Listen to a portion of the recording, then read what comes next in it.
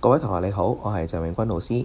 今日喺度想藉著一段幾分鐘嘅短片，同大家簡介一下喺文憑試裏邊應用學習課程嘅安排。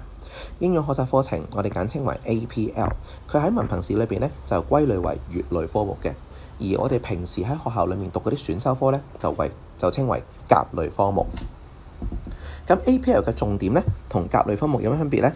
佢嘅重點分別咧就係在於乙類科目咧，佢會同嗰個嘅職業領域嘅聯繫咧，同埋個理論與實踐咧係比較強烈㗎。咁所以咧，同學喺讀完 APL 之後咧，就可以咧對一啲職業專才方面嘅一啲嘅資訊啊，又或者要求咧，應該會更加受到重視。咁喺2028年呢一屆嘅 DSE 裏邊咧，教育局就已經批核咗59個應用學習課程俾一般日校嘅同學去參考去參加。咁喺應用學習課程嘅安排上面咧，記住啦，呢個好重要，唔係學校去籌辦嘅，係教育局委託外間一啲嘅院校去到籌辦嘅。咁所以第一個好重要嘅資訊就係，當你選讀 APL 嘅時候咧，記住就係出去其他院校嗰度修讀。OK， 咁而呢一啲嘅課程咧，喺59個課程安排之下咧，呢59個課程就係被歸入呢6個學習嘅範疇。喺第二樣嘢好重要嘅就係你唔需要為 APL 繳交任何嘅費用，因為全數會有教育局嘅資助。OK， 好啦，咁究竟呢59個課程包含啲咩啊？我哋多一讀呢一份嘅文件。好，呢份文件咧好長，係教育局通告嚟嘅。大家拉到底下咧，就可以睇到你哋呢一屆究竟喺2028年 DSE 呢一屆裏邊有啲乜嘢嘅應用學習課程係批准咗。嗱，你見到有6大範疇啦，每個範疇之下咧就一系列嘅課程，各自有唔同嘅科目代碼，同埋有唔同嘅提供院校。課程費用嚴格嚟講，你唔需要好多嘅顧慮，因為咧呢個係教育局全數資助嘅。OK， 咁如果你真係想考慮嘅時候咧，就不妨 click 開呢一份文件去睇下有冇邊啲科目係你有興趣可以嘗試考慮喎。咁樣好啦，咁但係當然啦，導師唔係俾完一個59個課程嘅表你，然之後咧俾你自己隨意去讀嘅，都有啲嘢關於應用學習咧係要提醒大家嘅。第一，我哋而家咧就開放俾同學最多去報讀1科嘅應用學習課程。第二樣嘢，正如我所講啦，同學係需要於週末外出去到開辦嘅院校度上堂嘅，而呢啲課程咧係橫跨中4至中5或者中5至中6。當然，而家同大家公佈嘅時候，就係請大家如果考慮係中4嘅9月開始讀嘅時候，咁即係話就讀中4、中5咯，係咪？咁但係你嗰個應用學習嘅成績咧，就會同埋你第時2028年個 DSE 咧一齊喺同一張成績單上面咧去到出現嘅，即係計入嗰度嘅。OK， 得唔得？好啦，咁關於一啲校本嘅安排啦，即係你報讀咗應用學習咯喎，咁學校裏面嘅安排會唔會同一般冇報讀 APL 嘅同學有分別啊？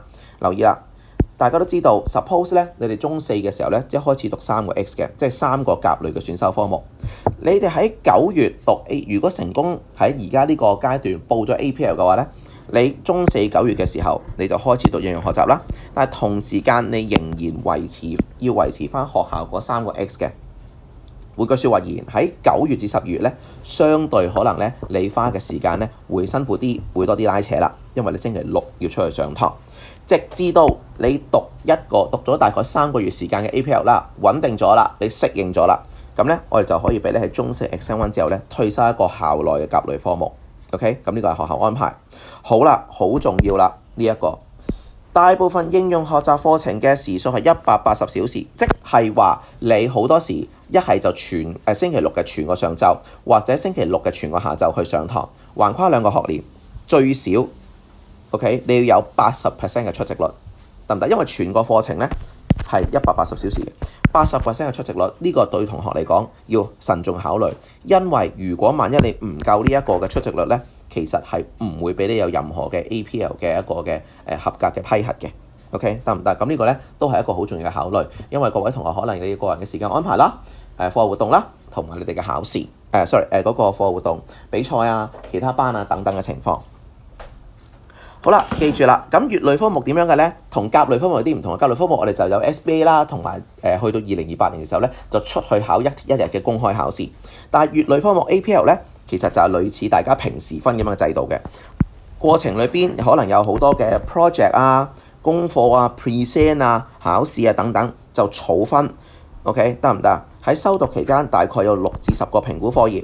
OK 就係嗰間開辦院校咧幫佢哋評嘅。OK 好啦，咁評完分之後咁點啊？嗱，大致上如果合格嘅情況之下咧，會有3個類別嘅評級嘅，達標2、達標1同埋達標表現優異1、2、達標表現優異1同埋達標。OK 咁我哋叫做咧 Distinction 2、Distinction 1同埋 Pass。OK 嗱，留意一下。每一個應用學習每一科最高嘅 Distinction 2其實好多時即係等同於你甲類科目嘅 Level 4啫。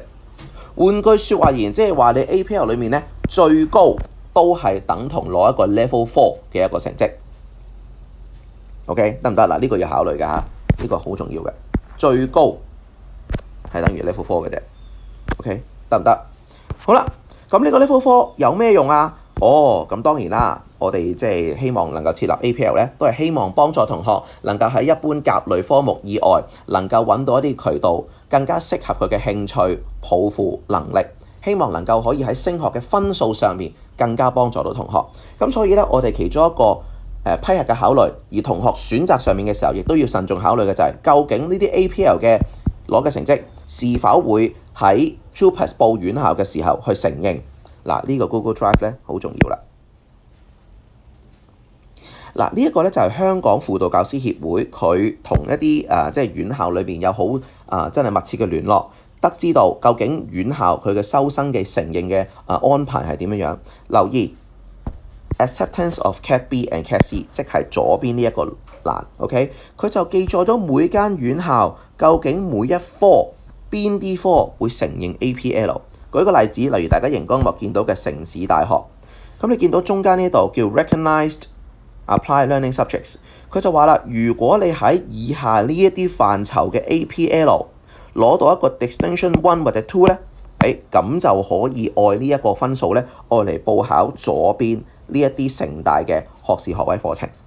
OK 得唔得？咁咧每一間院校咧，佢嘅羅列方法啊，佢嘅承認嘅規模啊都唔同嘅。但係咧，呢個 Google Drive 咧，亦都相當清晰話俾你聽，邊間院校邊啲課程係認受。舉多個例，例如大家見到熒光幕見到嘅 LU，咁佢就講到明邊一啲學科，即係佢第時7字頭呢一啲學科，邊一啲你去考佢即係報考呢啲大學課程嘅時候，邊啲會接受 APL 成為一個選修科嘅計算成績。OK， 咁呢份文件咧，大家要切實留意啦。好啦，咁跟住呢兩項關於譬如話公務員啊或者升讀副學士嘅時候都係自己睇啦。好啦，留意啦，跟住一啲日程方面啦。OK， 嗱，官方接受日期係呢一個，但係中四呢度錯咗，中四開始報讀應用學習課程係呢一個。如果你想喺嚟緊中4 9月嘅時候開始報讀應用學習課程咧，請你務必喺呢一日前向我報名。點為之向我報名啊？後面呢一頁校內報名手續，OK 得唔得？呢度校內報名手續呢個 Google Form， 咁請你務必完成喺呢個 Google Form 裏面填嘅一啲嘅內容，得唔得 ？OK， 咁我哋咧每一級咧喺中4開課嘅時候咧，最多就批核全級有10個同學咧可以喺中4開始讀 APL 嘅，咁我哋就會有呢啲嘅衡量點啦。OK， 留意翻啦。再重複一次，剛剛呢一份 Google Drive 裏面講過一啲大學院校嘅時候，佢升讀或者計分嘅時候會唔會計 APL？ 呢一個都係希望同學能夠注意嘅地方。所以當我哋批核你究竟呢個課程，即係我哋批唔批嘅時候咧，都會考慮究竟同學升學嘅抱負啊，讀呢個 APL 課程幫唔幫到佢啊咁樣嘅情況。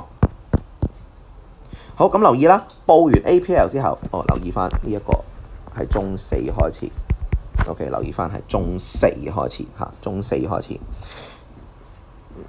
咁之後你可能報完之後咧，就留意啲日期啦，可能會留意電郵啦，咁就會出席一啲甄選，可能係啲網上表格或者網上簡短嘅 interview。OK， 6月30起就會教育局公佈結果，2025年9月咧，如果成功報讀咧，就會開課㗎啦。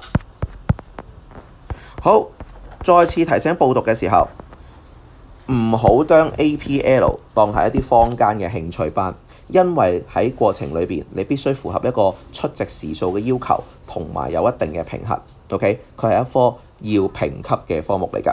OK， 第二樣嘢都講過㗎啦，涉及週末嘅真係可能上午、可能下午嘅課堂，你必須要考慮究竟自己時間安排上是否可以符合到。OK， 得唔得？咁啊，再考慮多一樣嘢啦。除咗頭先講嘅院校承唔承認之外咧，都想大家參考一下，究竟過往幾屆 DSE 呢啲 APL 究竟佢派 Distinction 2、Distinction 1同埋合格嘅百分比係幾多？舉個例，例如開呢一個2024年嘅文憑試嘅報告。OK， 咁如果大家拉落少少嘅時候咧，就會，唔好意思啊。睇到嗱呢度啦，就係乙類科目嘅成績。嗱，你會見到嘅就係咧，有幾多人攞 Distinction 2， 中間呢一欄，幾多人攞 Distinction 1， 同個達標，即係 attained 或者 pass，OK， 個合格率係幾多 ？OK， 得唔得？